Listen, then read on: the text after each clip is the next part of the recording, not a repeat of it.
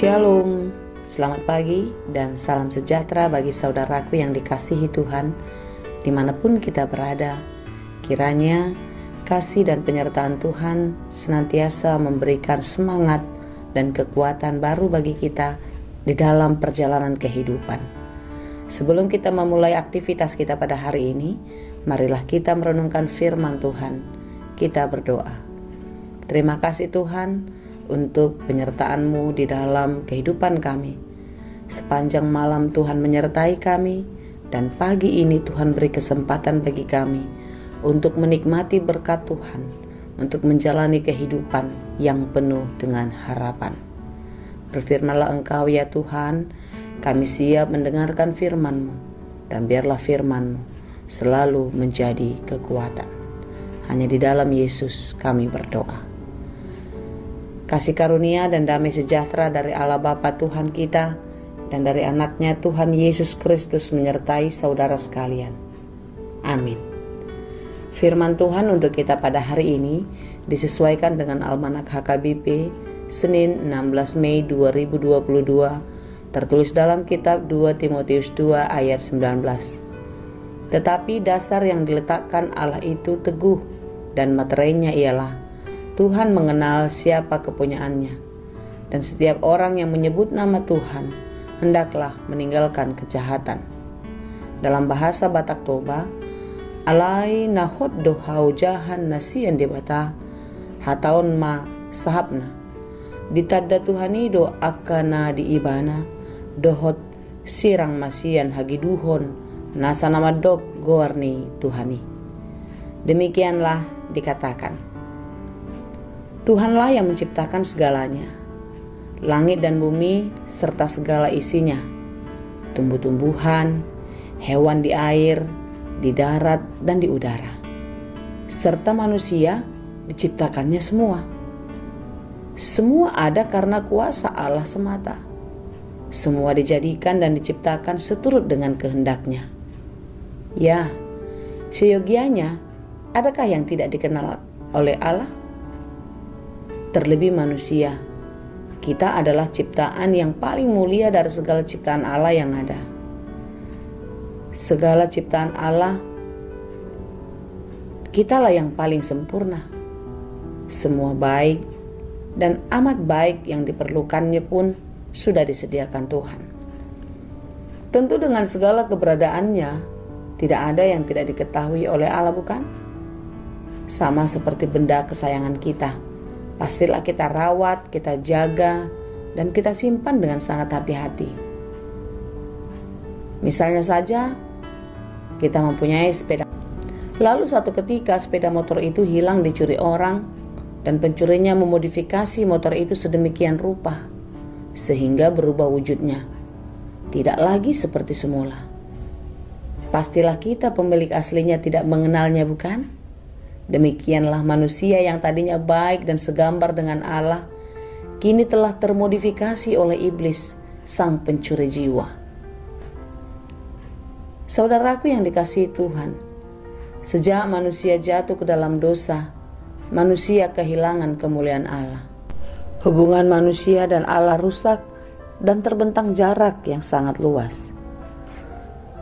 Sekalipun ada jarak yang jauh antara manusia dengan Allah, ketika manusia sadar akan dosa-dosanya dan mau bertobat, pastilah Allah berbelas kasih kepadanya. Tetapi manusia semakin sadar dan semakin bangga atas segala dosa, dan bahkan enggan untuk sadar dan mau berubah.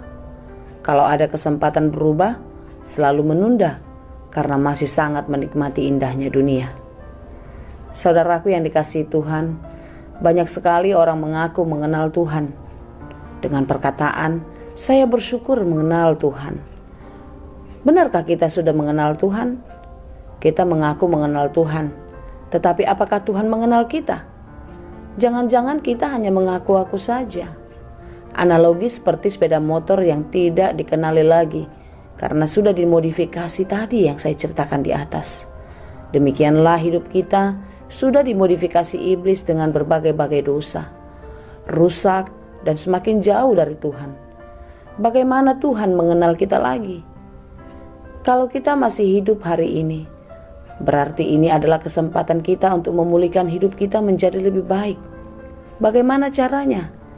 Kita mau hidup dan belajar dari firman Tuhan, dan hidup berhikmat dalam menanti kedatangan Tuhan. Tetap mempersiapkan minyak untuk pelita tetap menyala. Karena bila minyak kita habis, kita tidak bisa menyalakan pelita, dan kita tidak bisa melihat betapa indahnya hidup di dalam Tuhan. Minyak adalah iman dan pengharapan kita. Iman dan pengharapan untuk hidup di dalam penantian kedatangan Tuhan.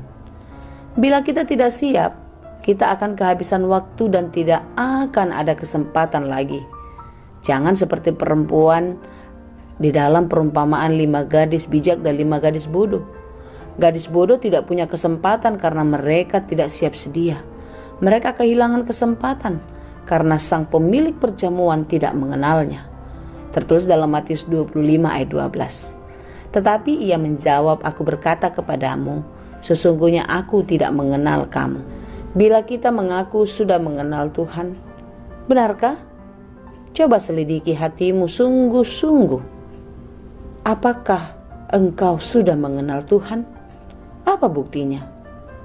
Mengenal Tuhan berarti hidup di dalam Tuhan.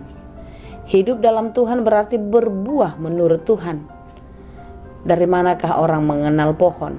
Tentu dari buahnya. Bila buah hidup kita kebaikan dan kasih, benarlah kita hidup dan tumbuh di dalam Tuhan. Kalau dia anak Tuhan, pasti buahnya persis yang diajarkan firman Tuhan.